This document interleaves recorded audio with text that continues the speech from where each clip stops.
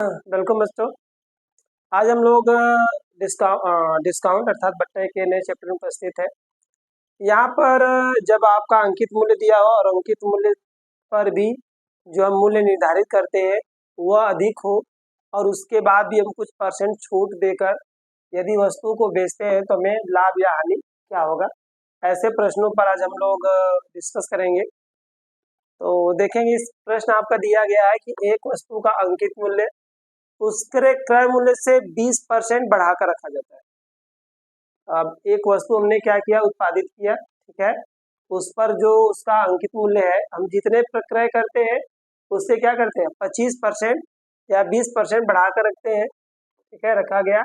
यदि उसे 25% की छूट पर बेचा जाए तो हमें कितने प्रतिशत का लाभ या हानि होगी, ठीक है।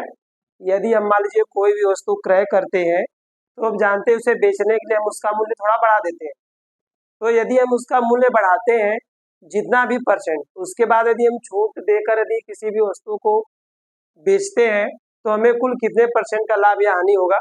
तो ऐसे प्रश्नों के लिए आप फार्मूला लगाएंगे, लाभ या हानि, लाभ या हानि, लाभ या हानि। तो यहाँ पर आपका हो जाएगा अधिकता, ठीक है, फिर माइनस करिएगा छूट, जय परसेंट की आप छूट देना चाह रहे हैं, फिर माइनस अधिकता गुणे छूट और टोटल आपका हो जाएगा 100 बटा में 100, ठीक है। तो यह हमारा क्या है, लाभ या हानि ज्ञात करने का फार्मूला है। तो यहाँ पर देखिए, अधिकता का मतलब हम जो मूल्य बढ़ाकर वस्तु का अंकित मूल्य निर्धारित करते वो हो जाएगा। आप यहाँ पर छूट दिया गया है क्योंकि हम वस्तु को जो भी परसेंटेज होगा उस छूट पर बेचेंगे, उसके बाद दोनों गुणा करके हम 100 से क्या करेंगे, डिवाइड कर देंगे।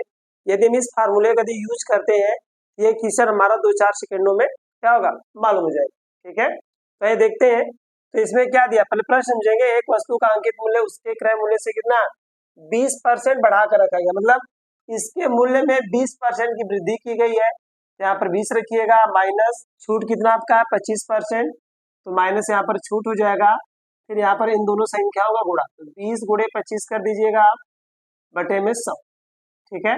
सॉल्व करेंगे तो यहाँ पर हो जाएगा 20 माइनस 25, तो यहाँ पर 25 दूनी 50 अर्थात 500 होगा आपका, बटे में 100 करिएगा, 00 से कैंसिल हो जाएगा, ठीक है। तो यहाँ पर हो गया 20 25 और 5 जोड़िएगा 30 और यहाँ पर आपको आ गया -10। तो देखिए, यदि आपको आंसर माइनस में मिले, यदि वैल्यू हमें माइनस में मिलता है तो हम उस स्थिति में हमें हानि होगी, ठीक है। यदि हमारा सॉल्व करने पर यदि वैल्यू ऋणात्मक प्राप्त होती है, माइनस में प्राप्त होती है, तो हमें उस स्थिति में क्या होगी, हानि होगी। अतः यहाँ पर हमें 10% की हानि हो जाएगी। अतः हानि बराबर कितना, 10%, ठीक है। आइए, तो यह पहला सवाल था। सेम इसी पर हम दूसरा सवाल देखते हैं। कह रहा है कि एक साइकिल का जो सूची मूल्य है अर्थात अंकित मूल्य से हम पढ़ सकते हैं 10% अधिक है, ठीक है। एक वस्तु का जो अंकित मूल्य या सूची मूल्य है उसके मेन मूल्य से 10% अधिक है। यदि हम 20% के छूट पर बेचे तो हमें उसे कितने प्रतिशत का लाभ या हानि होगा। इसमें देखेंगे, तो यहाँ पर लिखिएगा लाभ या हानि, लाभ या हानि। तो यहाँ पर आपका हो जाएगा छूट अधिकता। तो देखिए मूल्य कितना परसेंट हम बढ़ा के रखे हैं, 10% बढ़ा के रखे हैं, इसलिए यहाँ पर हम 10 करेंगे, उसके बाद माइनस करेंगे छूट। छूट हमारा कितने परसेंट का है, 20% का है, तो 20% की हमारी छूट हो गई। फिर माइनस यहाँ पर करेंगे हम 10 गुणते 20 बटा में 100। तो यहाँ पर आपका हो जाएगा 10 माइनस 20, गुणा कर लीजिएगा या 0 से कट करिएगा, तो आपका हो जाएगा यहाँ पर 2 -2 आया, तो 2 और 20 जोड़ेंगे 22 हो जाएगा, क्योंकि ये दोनों संख्या हमारी क्या है, देखिए ऋणात्मक है, तो ऋणात्मक संख्या आपस में जुड़ जाती है। तो इस तरह आपको यहाँ पर हमारा हो जाएगा 10 माइनस 22। अब यहाँ पर इसको माइनस किया जाएगा, 22 में से 10 को माइनस करेंगे तो -12% होगा।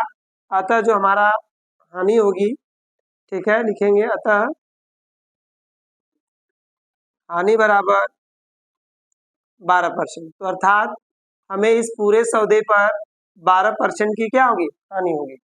तो आप यहाँ पर भी थोड़ा सा ध्यान दे सकते हैं कि यदि आपका जो बढ़ाया गया मूल्य यदि छूट के मूल्य से आपका अधिक होगा, ठीक है, छूट के मूल्य से कम होगा, ठीक है, सॉरी, यदि आपका बढ़ाया गया मूल्य छूट के मूल्य से कम होता है तो उस स्थिति में लगभग सदैव आपको क्या होगी, हानि होगी, ठीक है।